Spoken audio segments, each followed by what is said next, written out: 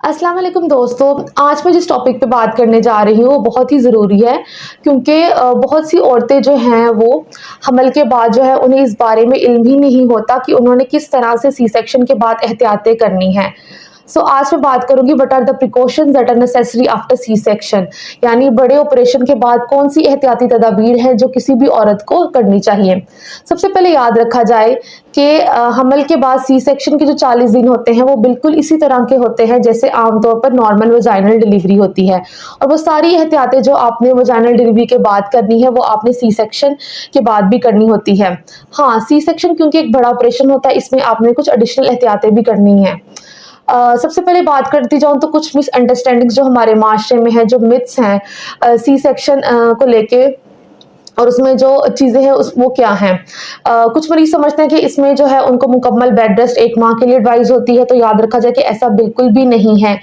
आपने जो है वो अगले ही दिन ही जो है मरीज़ा को कहा जाता है कि वो चलना-फिरना शुरू करे, क्योंकि इस तरह से जो है उनकी नालियों में जो है वो खून जमने का खतरा होता है। इसके अलावा औरतें समझती हैं कि वो ब्रेस्ट फीडिंग नहीं करा सकती सी सेक्शन के बाद, तो ऐसा भी बिल्कुल भी नहीं है। आपने अपने बच्चे को दूध भी पिलाना है, क्योंकि अगर आप ब्रेस्ट फीडिंग नहीं कराएँगी 2 से 3 दिन, तो आपका बच्चा जो है वो फ़ॉर्मूला फीड पे चला जाएगा और वो बहुत दफ़ा जो है वो ब्रेस्ट फीड का आदी ही नहीं होता।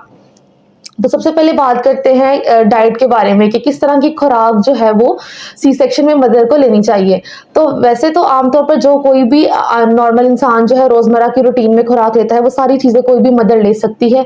हाँ, बहुत ज़्यादा ठंडी चीज़ें, कोल्ड ड्रिंक्स जिससे गला खराब होने का खतरा हो, वो चीज़ों को आपको अवॉइड करना चाहिए। इसके अलावा याद रखा जाए कि आपको अपनी डाइट में ऐसी चीज़ें लेनी है जिनमें प्रोटीन ज़्यादा है। हाई प्रोटीन वाली डाइट का इस्तेमाल आपको ज़्यादा करना है। उसमें आपने कोशिश करनी है कि आप रोज़ाना अंडे लें, सुबह 2 शाम को अंडों का इस्तेमाल करें। जिन ख़वातीन को ब्लड प्रेशर का मसला है उनमें ज़र्दी निकाल के जो है वो व्हाइट एग का आप इस्तेमाल कर सकते हैं। इसके अलावा आप बेखनी का इस्तेमाल करें, आप कीमे का इस्तेमाल करें, जो कि आपके ज़ख्म को हील करने में मदद करती हैं। क्योंकि जो ये सारी चीज़ें हैं इनमें अमाइनो एसिड्स यानी प्रोटीन बहुत ज़्यादा होते हैं।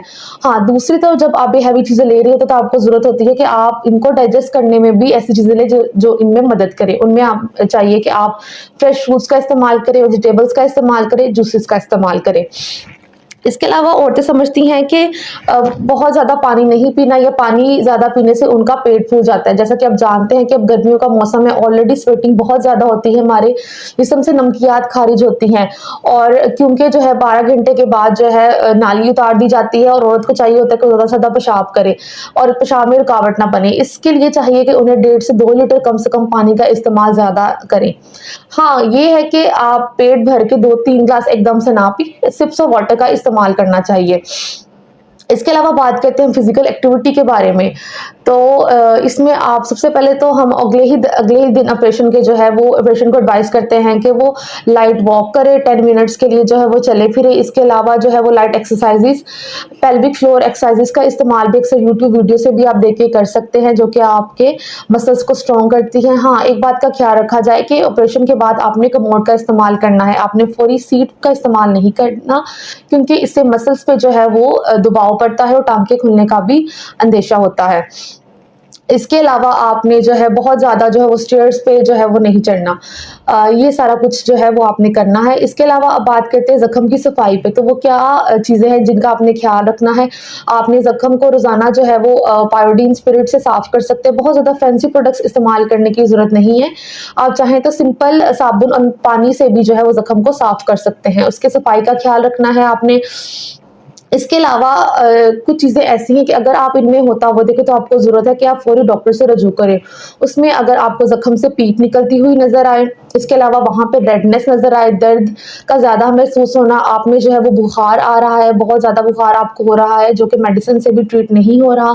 इसके अलावा अगर आप छाती में किसी किस्म की दर्द महसूस करती हैं, इसके अलावा आपको ब्लीडिंग हो रही है, आप रोज़ाना आप जो 2 घंटे में आपको जो है 2 से ज़्यादा पैड जो है वो बदलने पड़ रहे हैं, तो इन चीज़ों में आपको फ़ौरी अपनी गायनेकोलॉजिस्ट से कंसल्ट करने की ज़रूरत है। और सबसे बड़ी बात कि सी सेक्शन के 40 दिन के बाद ज़रूरी है कि आप प्रॉपर फैमिली प्लानिंग के लिए भी अपनी गायनेकोलॉजिस्ट से मशवरा करें, क्योंकि बहुत से पेशेंट्स जो है उनमें जो है वो टाइम स्पेंड बहुत ही कम होता है। अभी सिर्फ 4 माह गुजरते हैं सी सेक्शन को, वो दोबारा हमल के साथ आती हैं, और जो अगले में बेबी का जो होता है उसमें टाइम पीरियड होता है वो बहुत ही कम होता है, और जिसमें इसकी वजह से सी सेक्शन के जो है वो और ज़्यादा जो है उसके चांसेस बढ़ जाते हैं और रिस्क फैक्टर्स भी ज़्यादा बढ़ जाते हैं।